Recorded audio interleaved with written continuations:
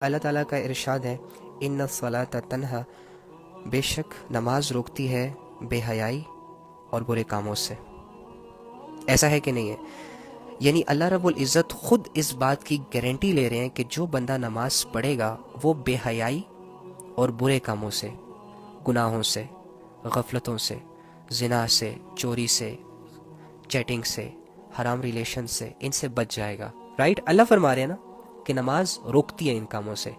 لیکن اگر آپ نماز بھی پڑھ رہے ہو اور ان چیزوں سے رک بھی نہیں رہے ہو، سو اٹس مین کہ تمہاری نماز میں کمی ہے، تمہاری نماز ٹھیک نہیں ہے۔ اس کو ٹھیک کرو۔ اس کو تو ٹھیک کر سکتے ہو نا۔ چلو اگر 2 سال کے ریلیشن کو چھوڑنا تمہارے لیے مشکل ہے، چلو اگر ایک لڑکی کو کلیئرلی بات کرنا مشکل ہے، یہ سوچو گے کہ پتہ نہیں کیا سوچے گی، کہ اچھا 2 سالوں تک دھوکے میں رکھا، بڑا اندر فیل ہو رہا ہوگا اس طرح کی چیزیں، تو ایسے کرو، اپنی نمازوں پہ محنت کرنا شروع کر دو۔ جب تمہاری نماز اچھی ہو جائے گی، جب تمہاری نماز میں تمہارا دل لگ جائے گا، تو تم خود ہی ان چیزوں سے پیچھے ہو جاؤ گے، برے کاموں سے بھی پیچھے ہو جاؤ گے، بے حیائی کے کاموں کو بھی چھوڑ دو گے۔ نماز تمہیں اللہ سے ملا دے گی۔ تو جو دل اللہ سے مل جاتا ہے نا، اس دل میں پھر غیر محرم نہیں رہتا۔ جو دل اللہ سے مل جاتا ہے نا، پھر اس دل میں دنیا کی محبت نہیں رہتی۔ جو دل اللہ سے متاثر ہو جاتا ہے نا، پھر وہ دنیا کی مٹی سے متاثر نہیں ہوتا۔ جس دل میں آخرت کا شوق پیدا ہو جاتا ہے نا، تو پھر وہ دنیا کو بس ایک مسافر خانہ سمجھتا ہے۔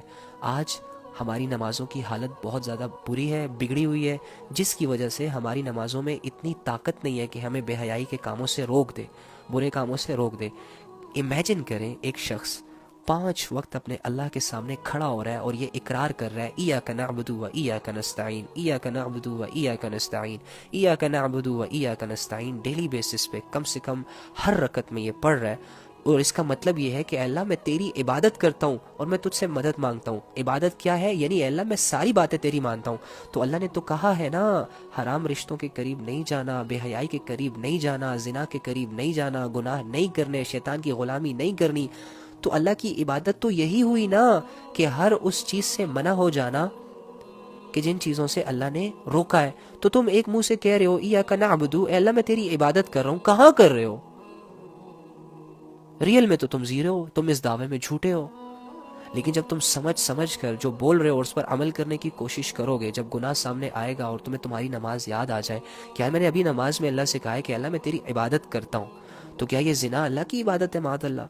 کیا یہ گرل فرینڈ بوائے فرینڈ کا جو کلچر جو کہ ان انگریزوں نے ہمارے ذہنوں میں اور ہمارے رشتوں میں ڈال دیا ہے، کیا یہ اللہ کی عبادت ہے؟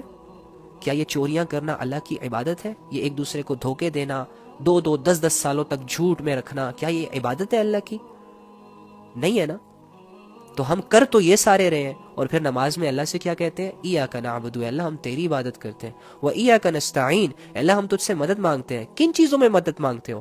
اللہ زنا کرنے جا رہا ہوں، پلیز کوئی دیکھ نہ لے، کیا اس طرح کی مدد چاہیے تمہیں؟ اللہ چوری کرنے جا رہا ہوں، پلیز مجھے اچھی چوری مل جائے، اچھا مال ہاتھ آ جائے، کیا یہ مدد مانگ رہے ہو اللہ سے؟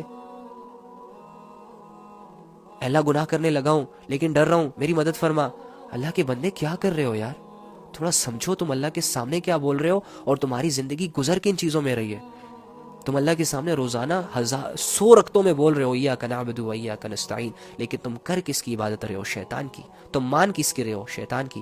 تمہارے گناہوں میں تمہارے ساتھ شیطان کی مدد شامل ہوتی ہے، تم مدد بھی شیطان سے ہی مانگ رہے ہو۔ اس لیے کہتا ہوں ذرا سا اپنی نمازوں پہ غور کر لیں، ذرا سا، اور یہ نماز تمہیں ہر بے حیائی کے کام سے بچا سکتی ہے، ہر برے کام سے بچا سکتی ہے۔ تمہاری ایک چھوٹی سی سوچ تمہاری زندگی کو بدل سکتی ہے میرے بھائی۔ چھوٹی سی سوچ لو بیٹھ کے کہ تمہارے گناہوں نے آج تک تمہیں کیا فائدہ دیا، تمہارے بے حیائی نے تمہیں کتنی لذت دی، تم نے 1000 لڑکیوں کو اپنے فلرٹ کے جال میں پھنسایا، تمہیں کیا حاصل ہوا؟ تم نے ماں باپ کے سامنے چیخ کر اپنی جوانی ظاہر کی، تمہیں کیا حاصل ہوا؟ تم نے 1000 نمازوں کو، لاکھوں نمازوں کو اگنور کیا اور زنا کے ایک چانس کو بھی مس نہیں ہونے دیا، تمہیں کیا ملا؟ تم نے اللہ کی باتوں کو کان لگا کر سننا چھوڑ دیا، اور رات رات تک اپنے آپ کو تم گانوں کے حوالے کر رہے ہو۔ جو بھی نیا گانا آتا ہے پہلے تمہارے فون میں آتا ہے، ہیڈ فریز لگا کے اچھی طرح سے پراپر طریقے سے تم سن رہے ہو، اور ہزاروں گانے تم نے سن لیے، یاد بھی کر لیے۔ کیا ملا تجھے؟ کیا ملا؟ کیا حاصل کیا ہوا؟ تو نے ایک دوڑ شروع کی ہوئی ہے جب سے تو جوان ہوا ہے اللہ سے بھاگنے کی، تو کتنا آگے نکل گیا؟ کیا اللہ کی پکڑ سے بچ جائے گا؟ اللہ کے بندے آ جا، واپس آ جا، دیر نہیں ہوئی۔ اللہ کی ڈھیل سے ناجائز فائدہ مت اٹھا۔ اللہ نے جن کو ڈھیل دی ہے ان کا انجام بہت برا ہوا ہے۔ اپنے آپ کو اس انجام کے حوالے مت کر میری جان۔ تو اللہ کا بندہ ہے، تو اللہ سے حیا کر، تو اللہ سے شرم کر، تو اللہ کا بندہ بن، تو اللہ کی غلامی کر، کیونکہ وہ اللہ تجھے کھلا رہا ہے، پلا رہا ہے، سلا رہا ہے۔ اس اللہ کے تجھ پر بہت بڑے بڑے احسانات ہیں، ان احسانوں کی احسان فراموشی مت کر۔ یہ زندگی تیرے ہاتھ سے نکل جائے گی اور تیرے ہاتھ کچھ بھی نہیں آئے گا۔ یہ شیطان کے دھوکے تجھے جہنم کی گھاڑیوں میں پھینک دیں گے اور تو چلا چلا کر بلائے گا، پکارے گا، لیکن کوئی تیری مدد کو نہیں آئے گا۔ اس سے پہلے اپنے رب کی رسی کو مضبوطی سے تھام لے، اپنے اللہ پر بھروسہ کر لے، اپنے اللہ کا یقین کر لے، قرآن کو اٹھا لے، پڑھ لے، عمل کی نیت سے بچ جائے گا۔ تو آخرت کی گھاٹیوں سے بچ جائے گا، آخرت کی ذلت سے بچ جائے گا، دنیا میں گناہوں سے بچ جائے گا، بے سکونی سے بچ جائے گا، ظلم سے بچ جائے گا لوگوں کی۔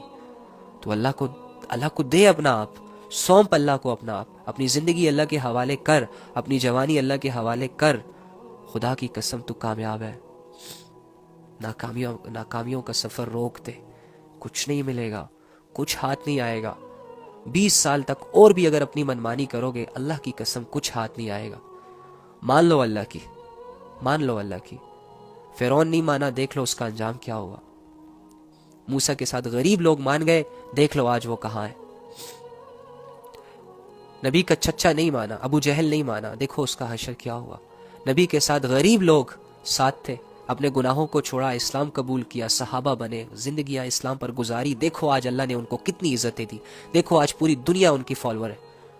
اپنے آپ کو ان عزتوں کا حوالے کرو، روک دو، نفس پر قدم رکھو اللہ کے لیے، خواہشوں کو قربان کر دو، گلا گھونٹ دو اپنی خواہشوں کا، اپنی گندی خواہشوں کا جو اللہ سے ٹکراتی ہوں، جو اللہ کے اگینسٹ تمہیں لاتی ہوں، تاکہ تم ایک مومن بن سکو، تاکہ تم ایک آزاد انسان بن سکو، تاکہ تمہاری زندگی کے تمہارے ریئل مقصد سامنے آ سکے کہ تمہاری زندگی کا مقصد کیا ہے۔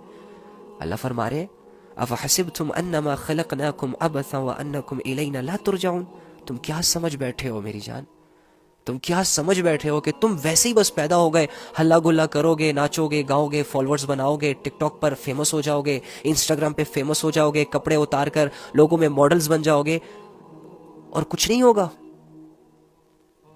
یہ ایم ہی ہے، بے مقصد ہے، کوئی پوچھ تاچھ نہیں ہے، سب کچھ ایم ہی چل رہی ہے۔ یہ زمین آسمان کا نظام ویسے ہی بے مقصد پیدا کر دیا گیا ہے، تمہاری زندگی کا کوئی مقصد نہیں۔ تمہیں یہ جو نعمتیں اللہ رب العزت کھلا رہا ہے، پلا رہا ہے، کیا ویسے ہی دے رہا ہے؟ کیا تم پر کوئی رسپانسبلٹی نہیں ہے؟ اور تم کیوں کر رہے ہو یہ ناچ کیوں رہے ہو؟ حالانکہ تمہیں منع کرنے والا کون ہے؟ تمہارا باپ نہیں ہے، تمہیں منع کرنے والا تمہارا رب ہے۔ تمہیں تمہارا باپ ایک چھوٹی سی بات سے منع کرتا ہے نا، تو تم اس بات سے رک جاتے ہو، جس سے ڈرتے ہو اس سے رک جاتے ہو۔ لیکن تجھے رب کا اتنا ڈر نہیں ہے کہ رب تجھے زنا سے روک رہا ہے تو پھر کر رہا ہے، رب تجھے ناچنے گانے سے روک رہا ہے تو پھر کر رہا ہے، رب تجھے بے حیائی کے کاموں میں انوالو ہونے سے بچا رہا ہے تو پھر اپنے آپ کو اس کے حوالے کر رہا ہے۔ تیرے اندر اتنی شرم نہیں ہے، اتنی سینس نہیں ہے، لوگوں کا ڈر دل میں لے کر اپنی زندگی گزارے گا، لوگوں کی ویلیوز لے کر اپنی زندگی گزارے گا اور لوگوں کے ساتھ قبر میں اترے گا، تو اپنے رب پر بھروسہ کیوں نہیں کرتا؟ کیا تو اللہ کے پاس واپس نہیں جائے گا؟ کیا اللہ تجھ سے سوال نہیں کر سکتے؟ کیا تیری منمانی زندگی تیرے حق میں بہتر ہے اور جو اللہ نے ڈیسائیڈ کی تھی وہ ایم ہی ہے؟